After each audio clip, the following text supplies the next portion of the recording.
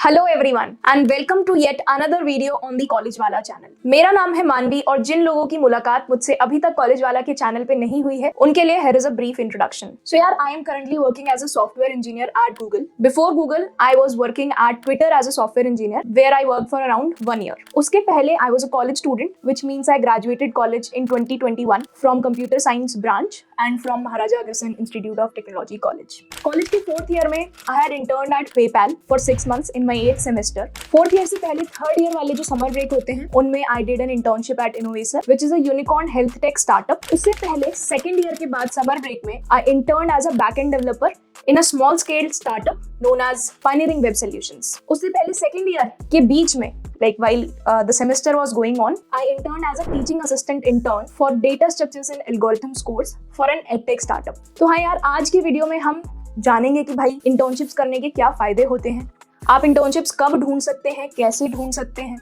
आपको कितनी करनी चाहिए, कब करनी चाहिए, क्या प्रोसेस होता है, कैसे आप तैयार हो सकते हैं, ये सारी बातें आज की वीडियो में हम करने वाले हैं। So without further ado let's get started. So यार, if we start with the question कि आपको कितनी नंबर ऑफ इंटर्नशिप्स करनी चाहिए ड्यूरिंग योर कॉलेज लाइफ 4 साल में और कब कब करनी चाहिए, तो यार जो पहला क्वेश्चन है कि कितनी नंबर ऑफ इंटर्नशिप करनी चाहिए, उसका कोई मैजिक नंबर आंसर नहीं है। कुछ बच्चे 1 करते हैं, कुछ 2 करते हैं, कुछ 3 करते हैं, कुछ उससे भी ज्यादा करते हैं। और कब कब करनी चाहिए, मेरे हिसाब से आप समर ब्रेक्स को यूटिलाइज कर सकते हैं समर इंटर्नशिप्स के लिए। और विंटर ब्रेक्स भी होते हैं, वो यूजुअली छोटे होते हैं तो इतने टाइम इंटर्नशिप हो नहीं पाती है। और अगर आपका जो कॉलेज है वो 6 months इंटर्नशिप अलाउ कर रहा है तो आप इन सेमेस्टर भी 6 months इंटर्नशिप कर सकते हैं जो यूजुअली 4th ईयर में की जाती है, 8th सेमेस्टर में मोस्टली।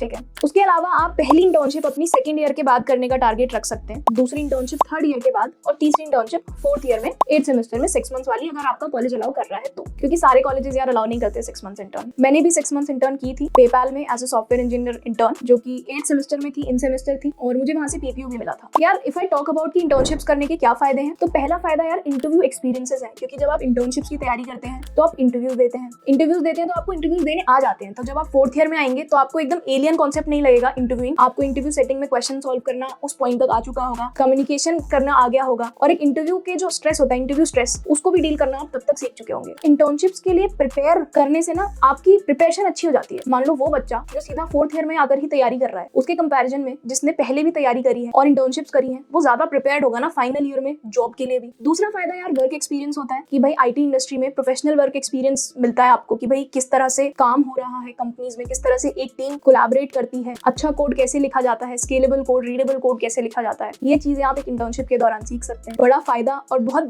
बड़ा रीजन जिसके लिए आपको इंटर्नशिप करनी चाहिए वो प्री प्लेसमेंट ऑफर भी है। प्री प्लेसमेंट ऑफर का मतलब ये होता है कि कंपनी आपको इंटर्नशिप के बाद एक ऑफर देती है, यार आपने यहाँ पर 2-3 महीने या 6 महीने इंटर्नशिप करी, आपका काम हमें अच्छा लगा, अब आप 4th ईयर खत्म होने के बाद हमें फुल टाइम ज्वाइन कर सकते हैं, और फिर आपका कोई इंटरव्यू भी नहीं होता, आप डायरेक्टली फुल टाइम जॉब पे उनको ज्वाइन कर सकते हैं। तीसरा फायदा यार रिज्यूमे चमकाना होता है। अगर आप इंटर्नशिप्स कर रहे हैं तो ऑब्वियसली आपका जो रिज्यूमे है वो इंप्रूव हो रहा है। जब आपका रिक्रूटर, मान लीजिए 4th ईयर में आप अप्लाई कर रहे हैं और रिक्रूटर्स आपके रिज्यूमे को देख रहे हैं तो दे विल फील ना कि यार इसने इंटर्नशिप की हुई है, इसको एक्सपीरियंस है, सो डेफिनेटली आपके रिज्यूमे को बहुत बूस्ट करती है इंटर्नशिप्स। पर यार मैं ये भी बोलना चाहूंगी कि don't stress about it too much. जरूरी नहीं है कि आप 3-4 इंटर्नशिप्स ही करो, 2nd ईयर के बाद करनी ही करनी है। मेरे ऐसे फ्रेंड्स रहे हैं जिन्होंने 2nd ईयर के बाद इंटर्नशिप नहीं करी and they are doing very good in their careers. So यार 2nd ईयर से शुरू करते हैं कि भाई आपको 2nd ईयर के एंड में समर ब्रेक में इंटर्नशिप करनी है तो आप पूरे 2nd ईयर में क्या क्या चीजें करें और फाइनली कैसे आप अप्लाई करें। तो अगर मैं ऑन कैंपस की बात करूं तो यूजुअली 2nd ईयर के एंड में या 3rd ईयर की बिगनिंग में कंपनीज विजिट कर रही होती हैं, और जो टेस्ट होते हैं, जो इंटरव्यू प्रोसेस होता है, उसमें यूजुअली डीएसए पूछी जाती है, ऑनलाइन असेसमेंट्स होते हैं। तो आप क्या करो, आप तो फोकस करो कि आप अपना डेटा स्ट्रक्चर्स एल्गोरिथम्स ही और स्ट्रॉन्ग करते जाओ। कॉम्पिटिटिव प्रोग्रामिंग के भी आप कॉन्टेस्ट देते रहो क्योंकि ऑनलाइन असेसमेंट्स क्लियर करने ईजी हो जाते हैं if you are solving time contest. साथ ही साथ अपने जीपीए पे भी ध्यान दो क्योंकि मोस्टली कंपनीज का क्राइटेरिया होता है कि यार या तो 8, 8.5 जो भी है,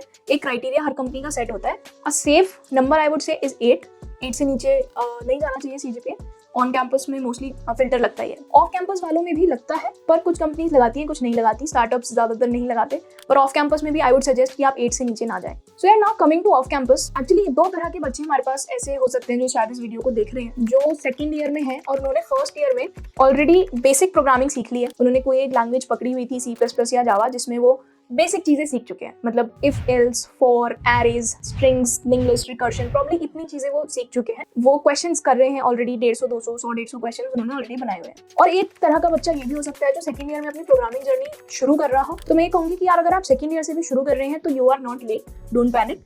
मैं दोनों ही बच्चों के लिए रास्ता बताऊंगी कि वो किस तरह से इस पूरे ईयर को मैनेज कर सकते हैं। तो यार पहले उन बच्चों की बात करते हैं जो ऑलरेडी प्रोग्रामिंग से वाकिफ हैं, 100-150 सवाल उन्होंने ऑलरेडी लगा लिए हैं। अब सही वक्त होगा थर्ड सेमेस्टर में, जब आपका सेकेंड ईयर शुरू हुआ है, कि आप कोई डेवलपमेंट सीखें। ठीक है, या तो आप वेब डेवलपमेंट सीख लीजिए, मोबाइल डेवलपमेंट सीख लीजिए, मशीन लर्निंग सीख लीजिए, आप कुछ भी सीख सकते हैं, डजंट मैटर, जिधर भी आपका इंटरेस्ट ज्यादा लाई करे। वेब डेवलपमेंट के लिए आप HTML CSS जावास्क्रिप्ट से शुरू कर सकते हैं। उसके बाद आप एक बैकएंड फ्रेमवर्क उठा सकते हैं कोई भी, मान लीजिए आप रूबी ऑन रेल्स में सीख रहे हैं, जैंगो में, फ्लास्क में या Node.js में। इसमें मेरी रिकमेंडेशन Node.js है, क्योंकि Node.js is based on JavaScript और आप जावास्क्रिप्ट अभी फ्रंट एंड में भी सीख कर आए होंगे, तो एक तो जावास्क्रिप्ट भी रिवाइज हो जाएगी और उसमें काम भी आ जाएगी Node.js में। जैंगो और फ्लास्क जो है इनमें पाइथन यूज होती है, तो आपको पहले पाइथन सीखनी पड़ेगी अगर आपको पाइथन नहीं आती है तो। रूबी ऑन रेल्स के लिए भी आपको पहले रूबी सीखनी पड़ेगी। ठीक है, तो आप ये बेसिक चीजें सीखना शुरू कर दीजिए। मतलब HTML CSS जावास्क्रिप्ट बेसिक में आता है और Node.js वगैरह आप थोड़ा सा एडवांस समझ सकते हैं। जब आपने ये सीखा तो साथ साथ एक प्रोजेक्ट बनाइए। हो सकता है जिसमें कोर्स को आप फॉलो कर रहे हैं वहाँ पे ऑलरेडी प्रोजेक्ट बनवाया जा रहा हो, तो एक प्रोजेक्ट तो आपके पास वो हो जाएगा। अब हम वेब डेवलपमेंट क्यों सीख रहे हैं यार? क्योंकि देखिए, जब आप सेकंड ईयर के बाद अप्लाई करेंगे इंटर्नशिप्स के लिए, तो आपके रिज्यूमे में क्या होगा? आपके रिज्यूमे में एसेंशियली ज्यादा कुछ नहीं होगा, क्योंकि ना तो आपके पास कोई वर्क एक्सपीरियंस है, ना ही आपने कोई प्रोजेक्ट्स बनाए हैं फर्स्ट ईयर में तो एटलीस्ट। तो इसलिए हम डेवलपमेंट सीख रहे हैं जिसमें हम प्रोजेक्ट्स बना सकें, जिन्हें हम अपने रिज्यूमे में डाल सकें। तो थर्ड सेमेस्टर आप ऐसे निकालिए, अपना डेवलपमेंट कीजिए, प्रोजेक्ट्स बनाइए। अगर पॉसिबल है तो एक आधा हैकेथॉन इस सेमेस्टर में अटेंड कर लीजिए। और साथ ही साथ यार अपना DSA मत छोड़ो, 1-2 कॉन्टेस्ट हर हफ्ते आप कर लिया करो। मतलब फ्लो बना रहना चाहिए DSA का भी, पर मेजर फोकस आप इस सेमेस्टर में डेवलपमेंट पे रख सकते हैं। फिर जब विंटर ब्रेक आती है तब आप React.js अगर आप सीखना चाहें, या AngularJS जो कि फ्रंट एंड के लिए यूज होते हैं, तो आप वो सीख सकते हैं। ये फ्रेमवर्क्स आप सीख सकते हैं अगर आपका फ्रंट एंड में इंटरेस्ट बना है तो। जैसे फॉर एग्जाम्पल मेरे केस में मुझे फ्रंट एंड में इतना इंटरेस्ट नहीं आया था, तो मैंने फ्रंट एंड में ज्यादा नहीं किया था। मैंने अपना प्रोफाइल बैकएंड का रखा और आज भी मेरा प्रोफाइल बैकएंड का ही है। मैंने बैकएंड में ही ज्यादा चीजें सीखी, बैकएंड के प्रोजेक्ट्स बनाए। तो that is how you can also do it. अगर फ्रंट एंड में इंटरेस्ट आया तो यार सीख लो React.js, अपनी फ्रंट एंड की प्रोफाइल बना लो। React.js में बहुत अपॉर्चुनिटीज हैं। उसके अलावा यार जब आप थर्ड सेमेस्टर में प्रोग्रामिंग कर रहे हैं, चाहे आप क्वेश्चन सॉल्व कर रहे हैं या फिर आप प्रोजेक्ट्स बना रहे हैं, आप साथ साथ सारी चीजें गिटहब पे अपलोड कीजिए।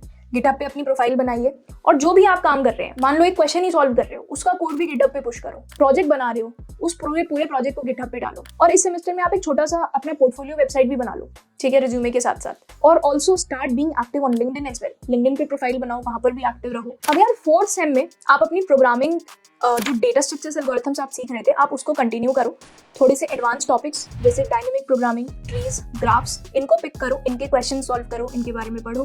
ठीक है, और साथ ही साथ क्योंकि आपने पिछले सेमेस्टर में ऑलरेडी HTML CSS जावास्क्रिप्ट और एक बैकएंड का कुछ फ्रेमवर्क सीख लिया था, जो भी आपने पिक किया अपने लिए, है ना, उनको पकड़ के अब आप एक हैकेथॉन में जा सकते हो। हैकेथॉन में जाओ, कोई प्रोजेक्ट बनाओ, उससे क्या होगा, आपका प्रोजेक्ट भी बन जाएगा और अगर आप हैकेथॉन जीत गए तो रिज्यूमे के लिए एक अचीवमेंट भी ऐड हो जाएगी। यार प्रोजेक्ट्स बनाने के लिए अगर मैं आइडियाज की बात करूं तो मुझे लगता है hackathon is one of the best ways to build projects. क्योंकि आप ना एक रात के अंदर, 2 रात, मान लीजिए अगर 2 दिन का हैकेथॉन है, 2-3 दिन का हैकेथॉन है, तो 2-3 दिन में आप अच्छा प्रोजेक्ट बना लेते हैं। और मान लीजिए एक ही दिन का हैकेथॉन था और प्रोजेक्ट जो आपने बनाया वो ठीक ठाक तो बन गया, पर शायद रिज्यूमे में डालने लायक नहीं बना, तो आप हैकेथॉन के बाद उस प्रोजेक्ट को कंटिन्यू करो, उसको ठीक से बना लो। ठीक है, और बहुत इंपॉर्टेंट है कि आप अपने प्रोजेक्ट को डिप्लॉय करो। बस ऐसे बना के मत छोड़ दो कि बस लोकल होस्ट पे चल रहा है, उसको डिप्लॉय करो, गिटहब पे डालो।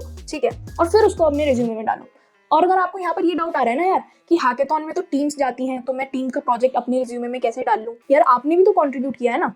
जैसे फॉर एग्जांपल मेरे केस में आई was a backend developer. College में मुझे फ्रंट एंड डेवलपमेंट आती ही नहीं थी, तो मैं ऐसे लोगों के साथ हैकेथॉन्स में जाती थी जिनको फ्रंट एंड डेवलपमेंट आती थी। मैं बैकएंड करती थी और दूसरे लोग फ्रंट एंड कर लेते थे, तो हमारा फुल फ्लेजेड प्रोजेक्ट बन जाता था, फुल स्टैक प्रोजेक्ट, और मैं उनको रिज्यूमे में डाल देती थी। रीजन बीइंग, जब आप इंटरव्यूअर पे बात बताएंगे कि आपने ये प्रोजेक्ट एक हैकेथॉन से शुरू किया था and you did team work on it, और आपने इस प्रोजेक्ट को बाद में हैकेथॉन के बाद भी परस्यू किया, कंप्लीट किया, तो उससे टीम वर्क की जो वाइब है वो भी ट्रांसमिट हो गया इंटरव्यूअर को। इंटरव्यूअर विल नो कि आपको टीम वर्क भी आता है। इसमें कोई नेगेटिव बात नहीं कि आपने पूरा प्रोजेक्ट नहीं बनाया। हो सकता है आपकी प्रोफाइल फ्रंट एंड की है, तो आपने फ्रंट एंड बनाया उसका, तो आप बता दीजिए क्लियरली कि मैंने ये चीजें बनाई हैं। पर इंटरव्यू में झूठ कभी नहीं बोलना है। मान लीजिए आपने सिर्फ फ्रंट एंड बनाया है, तो यही बताना इंटरव्यू में क्या क्या आपने कॉन्ट्रीब्यूशंस दिए हैं इस प्रोजेक्ट में। ठीक है, क्योंकि इंटरव्यू पकड़ लेता है। It's not hard for interviewers to catch these lies. उसके अलावा यार स्मार्ट इंडिया हैकेथॉन होता है every year. It's a national level hackathon और काफी अच्छा हैकेथॉन होता है। आप ट्राई कीजिए कि आप इसमें सेलेक्ट हो पाए, इसमें जाइए अपनी टीम बना करके। और प्रोजेक्ट्स के लिए मैं एक और चीज कहूंगी कि अगर आप कोई रियल लाइफ प्रॉब्लम सॉल्व करने वाला प्रोजेक्ट बना पाए, सो इट्स वेरी गुड। अगर आपको एक यूजर बेस मिल पाए, मान लीजिए 100, 200, 1000 कितने भी लोग अगर आपके प्रोजेक्ट को यूज कर रहे हैं, तो वो बहुत अच्छी हाईलाइट होती है रिज्यूमे में। फॉर एग्जाम्पल मेरी यूनिवर्सिटी में एक सीनियर ने नोट्स हब नाम की वेबसाइट बनाई थी जिसमें सारे सब्जेक्ट्स के नोट्स आते थे और बच्चे उसे बहुत यूज करते थे। और एक वेबसाइट शायद आईपीयू यूनिवर्सिटी में आईपीयू रैंकर करके कुछ है, रियल लाइफ प्रॉब्लम को सॉल्व कर रही है। हम सब अपना रिजल्ट जो है उसी वेबसाइट पे देखते थे। मतलब आईपीयू की वेबसाइट पे भी ऑब्वियसली आता था, बट उसमें ज्यादा अच्छे तरीके से आ जाता था, हर बच्चे का दिख जाता था एंड बेहतर यूआई था, फिल्टरिंग थी, सर्च के ऑप्शंस थे। So it was a really good website. So आपको अगर इस तरह की अपने आसपास कोई प्रॉब्लम दिख रही है तो यार आप उसको सॉल्व कर दो, है ना, तो उससे आपको यूजर बेस भी मिलेगा। तो प्रोजेक्ट्स के लिए दो बातें, हैकेथॉन्स, रियल लाइफ प्रॉब्लम्स। और कुछ भी नहीं आ रहा है दिमाग में तो किसी वेबसाइट का क्लोन भी बना सकते हैं। मतलब वो प्रेफर कम कीजिए, हैकेथॉन्स में जाके बना लीजिए उससे अच्छा, ठीक है।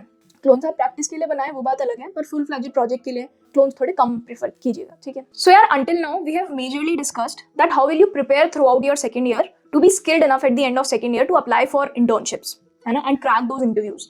And we also discuss some websites from where you can apply. Now 3-4 major things जो अभी बची हैं। पहला, व्हेन यू शुड अप्लाई। दूसरा, what is the interview process. मान लो एप्लीकेशन तो डाल दी, शॉर्टलिस्ट हो गए, बट इंटरव्यू में क्या पूछा जाएगा। और तीसरा कि आप अप्लाई करोगे कैसे, ठीक है। एक तो नॉर्मल तरीका हो गया डायरेक्ट एप्लीकेशन का, पर मैं आपको 2-3 चीजें और बताऊंगी जो कि बेहतर तरीका है अप्लाई करने का, जो आपके चांसेस इंक्रीज कर देता है कि आपकी जो एप्लीकेशन है, आपका रिज्यूमे जो है वो शॉर्टलिस्ट हो जाएगा for interviews. So starting with when you should start applying, आप 4th सेमेस्टर के स्टार्टिंग से ही अप्लाई करना शुरू कर दो। जनवरी के टाइम, फरवरी के टाइम से आप अप्लाई करना शुरू कर सकते हो। जून जुलाई तक आपको इंटर्नशिप ढूंढनी होती है, so that is a safe time to start looking for internships. Now talking about what the interview process may look like.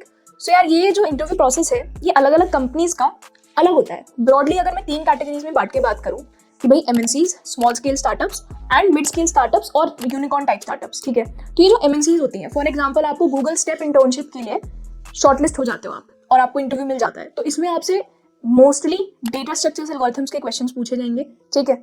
In fact अगर आप किसी और एमएनसी में भी शॉर्टलिस्ट होते हो तो ज्यादातर चांसेस यही होंगे कि आपसे डीएसए हैवी क्वेश्चंस ही पूछे जाएंगे। MNCs mostly DSA heavy questions ही पूछती हैं, चाहे इंटर्न के लिए हो या फुल टाइम के लिए हो। फुल टाइम के लिए और भी चीजें पूछती हैं, पर सेकंड ईयर में मोस्टली डीएसए पे रहता है फोकस। ये जो स्मॉल स्केल स्टार्टअप्स होते हैं, स्मॉल स्केल जैसे 5-10 लोगों के या 50-50 लोगों का स्टार्टअप है ना, 20 लोगों का स्टार्टअप है, these kind of startups care only about development skills. They don't care कि आपको डीएसए, एडवांस डीएसए आता है या नहीं आता है। दे जस्ट केयर कि आप काम कर सकते हो या नहीं कर सकते।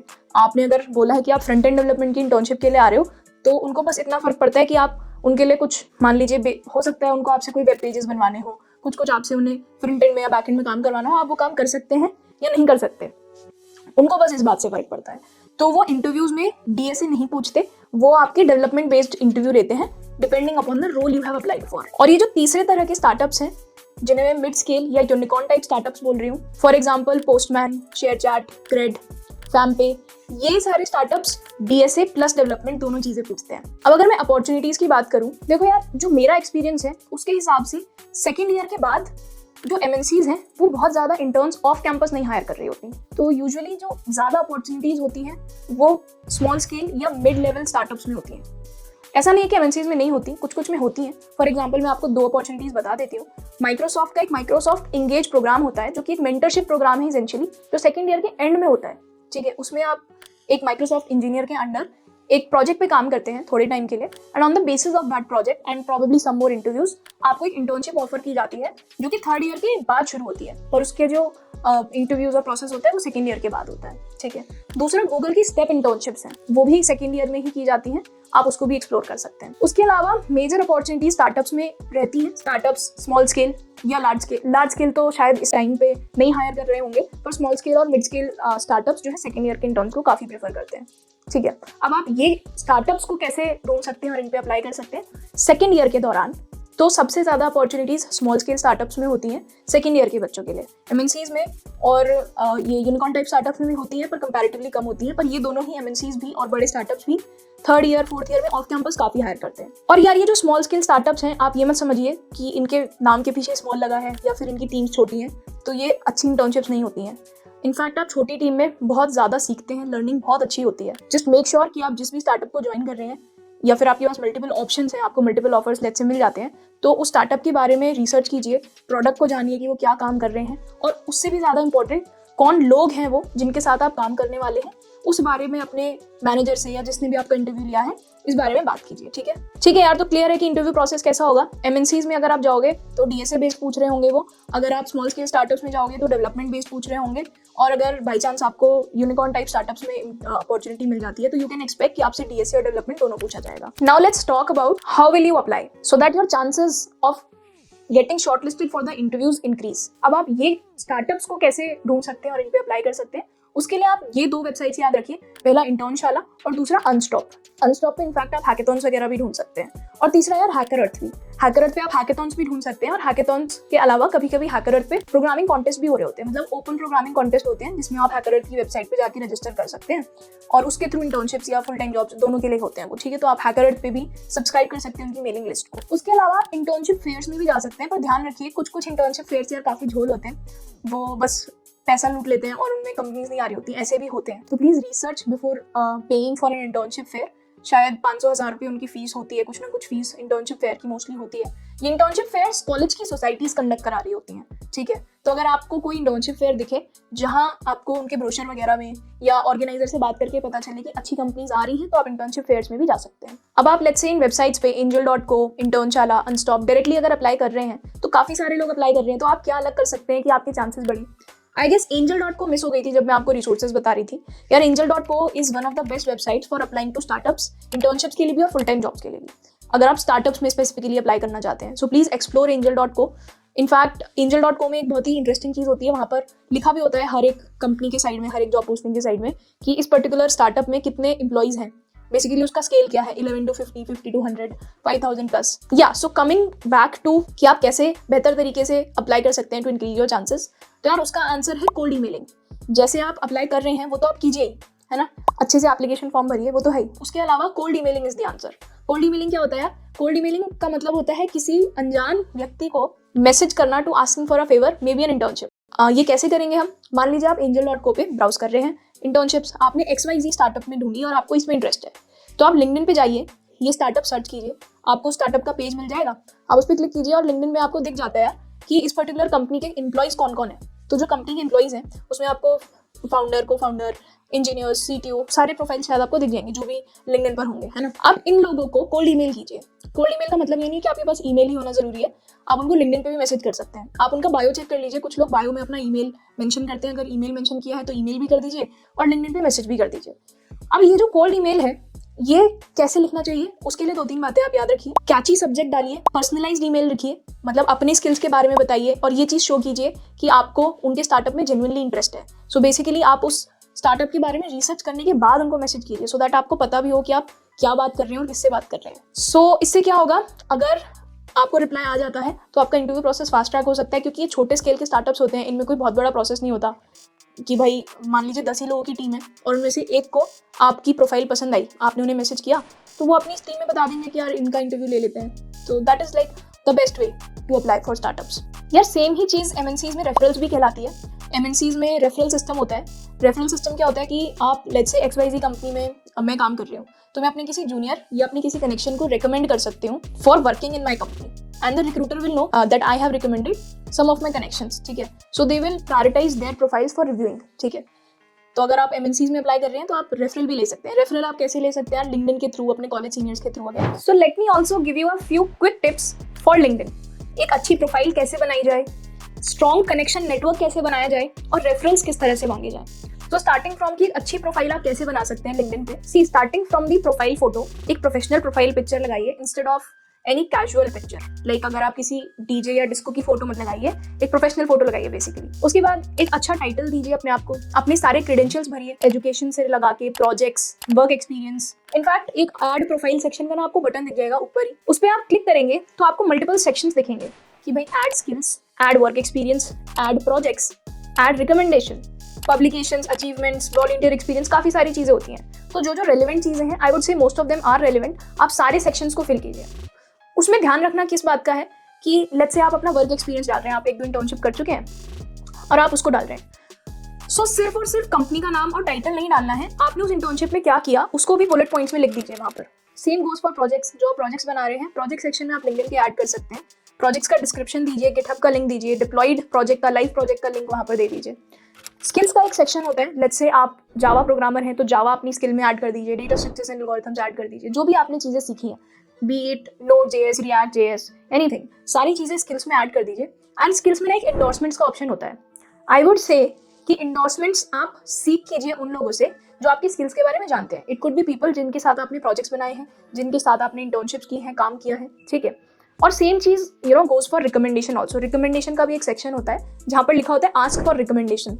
रिकमेंडेशन आप उन लोगों से मांगते हैं जिन्होंने आपके साथ काम किया है। फॉर एग्जाम्पल आप इंटर्नशिप करते हैं तो आप अपने कलीग से, मेंटर्स से रिकमेंडेशन मांग सकते हैं। Basically they will write on your profile that how was their experience working with them, ठीक है। सो ये सारी चीजें अपनी लिंक्डइन प्रोफाइल में एडेड रखिए। एक अबाउट सेक्शन होता है यार लिंक्डइन में, उसको भी ऐड कीजिए। उसमें अपने बारे में लिखिए, अपनी स्किल्स के बारे में लिखिए, व्हाट यू आर सीकिंग, की let's say you are seeking for internships, तो वो चीज़ भी आप वहाँ पर मेंशन कर सकते हैं, ठीक है। सो मूविंग ऑन टू कि चलो लिंक्डइन प्रोफाइल तो अच्छी बन गई, कनेक्शंस कैसे बनाए लिंक्डइन पे। देखिए लिंक्डइन पे हमारा गोल है इंडस्ट्री के अंदर कनेक्शंस बनाना। सो आप जो लोगों के आपको पोस्ट दिख रहे हैं, आपको उनके पोस्ट अच्छे लग रहे हैं, जिनके साथ आप कनेक्ट करना चाहते हैं, आप उनको कनेक्शन रिक्वेस्ट भेज सकते हैं। पर कनेक्शन रिक्वेस्ट भेजने में आपको एक चीज करनी है, डायरेक्टली कनेक्शन रिक्वेस्ट नहीं भेजनी कि बस सीधा कनेक्ट का बटन दबा दिया, कोई मेहनत नहीं की। कनेक्ट के बटन के पास ना एक ऐड अ नोट का भी ऑप्शन होता है, विच इसेंशियली मीन्स कि कनेक्शन रिक्वेस्ट के साथ साथ एक नोट भी जाएगा रिसिपिएंट को, जो रिसीव कर रहा है रिक्वेस्ट, और उस नोट में आप कुछ एडिशनल मैसेज लिख सकते हैं उनके लिए। फॉर एग्जाम्पल जब मेरे को भी बहुत सारी कनेक्शन रिक्वेस्ट आती हैं, मैं मोस्टली वही रिक्वेस्ट एक्सेप्ट करती हूँ जिनमें कोई नोट होता है, कोई मीनिंगफुल मैसेज उन्होंने मेरे लिए लिखा होता है। फॉर एग्जाम्पल आप इस तरह का मैसेज लिख सकते हैं कि you are also from the software domain and you liked the work of the other person. इस तरह का आप एक मैसेज फ्रेम कर सकते हैं। और ये मैसेज यार टेम्पलेटेड मैसेज मत लिखिए, आप उस इंसान की प्रोफाइल देखिए, उनका काम देखिए, जो चीज़ आपको अच्छी लगी उनके बारे में, इस तरह का कुछ लिख दीजिए कि I will learn a lot from you if we connect, you have done great work in the industry, ठीक है। Be genuine and be personalised. और एक और टिप, बिकॉज हम इंडस्ट्री लेवल पे कनेक्शंस बनाना चाहते हैं, तो आप ये कर सकते हैं, लेट्स से आप गूगल सर्च कीजिए, ठीक है, या जिस भी कंपनी के एम्प्लॉय से आप कनेक्ट करना चाहते हैं, Google, Microsoft, Amazon, any company at all, और लिंक्डइन पे आपको ऑप्शन दिखता है कि इस पर्टिकुलर कंपनी में कौन कौन से एम्प्लॉयज काम कर रहे हैं। तो आप जाके उन सारे एम्प्लॉय से कनेक्ट कर सकते हैं। सारे से तो आप नहीं कर पाएंगे, बट लेट्स से एक दिन में बैठ के आपने 10 लोगों से कनेक्ट कर लिया। सो इस तरह से किसी दिन बैठ के यार अमेजॉन के लोगों से कनेक्ट कर गए, किसी दिन बैठ के पेपाल के लोगों से कनेक्ट कर गए, किसी दिन पोस्टमैन के, है ना, किसी दिन क्रेड के, ऐसे ऐसे करके आप पूरी इंडस्ट्री में अपने कनेक्शंस बना सकते हैं। And also it's not like कि आपको ये सारे कनेक्शंस एक दिन में बनाने हैं बैठ के। लिंक्डइन की प्रोफाइल बिल्ड करना और कनेक्शंस को एसेंशियली बिल्ड करना एक दिन का काम नहीं है। हम ईयर बाय ईयर लिंक्डइन चलाते रहते हैं। सो जब भी हमें टाइम मिले we should build connections. And how to start conversations with these connections. सिर्फ कनेक्शन बनाए तो, पर कुछ कनेक्शन से आपको कॉन्वर्सेशंस भी इनिशिएट करने चाहिए, because ultimately they will be helping you with referrals, with a lot of guidance, ठीक है। सो आप कॉन्वर्सेशन कैसे स्टार्ट कर सकते हैं? सिर्फ हेलो और हाय मत लिखिए, hello hi how are you, इस तरह के मैसेजेस लिंक्डइन पे सिर्फ मत लिखिए, ठीक है। इनफैक्ट एक वेबसाइट है nohello.com, I will highly recommend कि आप nohello.com जाके देखें और उसमें कुछ रिकमेंडेशन है वो पढ़िए, ठीक है। आपको समझ आएगा कि सिर्फ हेलो या सिर्फ हाय लिखना क्यों रिकमेंडेड नहीं होता है, ठीक है। So write a good message कि glad that we connected and would you can you review my resume. इस तरह का आप कोई एक कॉन्वर्सेशन स्टार्टर रख सकते हैं, या फिर आप अपने प्रोजेक्ट के बारे में बात कर सकते हैं, ठीक है। So that's how you start conversations. And moving on to your referrals जब आप सीख कर रहे हैं किसी से लिंक्डइन पे, so again don't send a generic message, send a personalised message. And also most importantly send your resume and work samples. सिर्फ ये मत लिख देना कि hello can you refer me, अपना रिज्यूमे साथ में अटैच करो, आपने जो कोई भी काम किया है, अगर कोई सैम्पल्स हैं आपके पास, so send them as well. And most importantly send the job link और जॉब आईडी जिसके लिए आप रेफरल मांग रहे हैं, ठीक है। आप अगर सिर्फ ये लिख देंगे कैन यू रेफर मी, तो सामने वाले को क्या पता आप किस चीज़ के लिए रेफरल मांग रहे हैं, कौन सी जॉब के लिए, कौन से रोल के लिए। तो जिस भी जॉब के लिए आप रेफरल मांग रहे हैं उसका लिंक जरूर से भेजिए, ठीक है यार। With that we have almost come to the end of this video. और उन बच्चों की अगर मैं बात करूं जिन्होंने सेकंड ईयर में थोड़ा लेट स्टार्ट किया था, तो यार कोई टेंशन वाली बात नहीं है, you are not very late. I will recommend कि आप किसी लैंग्वेज, फॉर एग्जाम्पल C++ या जावा से शुरू करो, किसी से भी शुरू कर सकते हो, और बेसिक प्रोग्रामिंग की चीज़ें सीखो, ठीक है। फॉर एग्जाम्पल इफ एल सीखो, फॉर लूप सीखो, है ना, एरेज, स्ट्रिंग्स, ये सारी चीज़ें आप सीखो, रिकर्शन सीखो, 150 क्वेश्चन, 100-150 क्वेश्चन आप लगाओ, और उसके बाद जो यहाँ पर मैंने प्रोसेस बताया आप उसको कंटिन्यू करो। बट आपको थोड़ी सी ज़्यादा मेहनत करनी पड़ेगी, है ना, क्योंकि आपने थोड़ा सा तो टाइम आपका मिस हुआ है, पर ज़्यादा टाइम नहीं मिस हुआ, आप 1-2 महीने में कवर कर सकते हो। अभी कोई ज़्यादा देर नहीं हुई है, 1-2 महीने में यार इतनी चीज़ें हो जाएंगी। उसके बाद अपना प्रोजेक्ट्स वगैरह पे आप काम करना शुरू कर दो, रिज्यूमे बनाइए अपना। एंड यार इफ ये सब करने के बाद भी आपको सेकेंड ईयर के बाद इंटर्नशिप नहीं मिल पाती है, तो कोई टेंशन वाली बात नहीं है। आप जो अपनी समर ब्रेक है उनको अपने आप को अपस्किल करने में यूटिलाइज कीजिए, और प्रोजेक्ट्स बनाइए, और ज्यादा कॉन्टेस्ट दीजिए, प्रॉब्लम सॉल्व कीजिए, अपना डीएसए स्ट्रॉन्ग कीजिए। Believe me, I know lot of people जिन्होंने सेकंड ईयर के बाद इंटर्नशिप नहीं किया and they are doing really good in their careers. ठीक है, so nothing to stress about. और also when you will apply for these in fourth semester, कहाँ apply करेंगे? इंटर्नशाला और अनस्टॉप पे, मोस्टली हैकरअर्थ पे भी देख सकते हैं, इंटर्नशिप फेयर्स पे भी देख सकते हैं। सो यार, अगर मैं वीडियो को समराइज करूँ तो हमने डिस्कस किया पहले तो ऑन कैंपस के लिए कि ऑन कैंपस वाले बच्चे अपनी डेटा स्ट्रक्चर्स प्रैक्टिस करते रहें, जीपीए पे ध्यान दें, और एप्टीट्यूड भी थोड़ा प्रैक्टिस कर लें, क्योंकि मोस्टली पूछा जाता है, एक एप्टीट्यूड राउंड भी होता है, या फिर जो ऑनलाइन असेसमेंट होता है उसमें एप्टीट्यूड के क्वेश्चंस होते हैं। ऑफ कैंपस वाले बच्चों के लिए हमने ये डिस्कस किया कि आप डेवलपमेंट पे इस साल फोकस कीजिए। ये वाला जो साल है आप डेवलपमेंट हैवी और डीएसए का फ्लो मेंटेन करने वाला साल रख सकते हैं। थर्ड ईयर जब आएगा तब हम डीएसए हैवी फिर से हो जाएंगे इंटरव्यू प्रेप की तरफ, क्योंकि हम जा रहे होंगे फिर उस टाइम पे। फिर हमने डिस्कस किया कि आप एमएनसीज, स्मॉल स्केल स्टार्टअप्स और मिड स्केल स्टार्टअप्स में अपॉर्चुनिटीज ढूंढ सकते हैं। स्मॉल स्केल स्टार्टअप्स में इस पॉइंट ऑफ टाइम पे ज़्यादा अपॉर्चुनिटीज होती हैं, बट दैट डजंट मीन कि एमएनसीज और मिड स्केल में नहीं है। मैंने आपको प्रोसेस बताया कि आप किस तरह से अप्लाई कर सकते हैं। कोल्ड ईमेलिंग के बारे में हमने बात की, हमने ये बात की कि इनके इंटरव्यू प्रोसेसेस में क्या क्या होता है। एमएनसीज मोस्टली डीएसए और small scale startups mostly development, और मिड स्केल स्टार्टअप्स या यूनिकॉर्न टाइप के स्टार्टअप्स दोनों ही चीज़ें पूछ सकते हैं। एंड लास्टली यार, keep your GitHub updated, keep your LinkedIn updated, keep your resume updated, keep your portfolio website updated. And before concluding the video, I just want to say कि यार जो मैंने ये बातें शेयर करी, this was my opinion.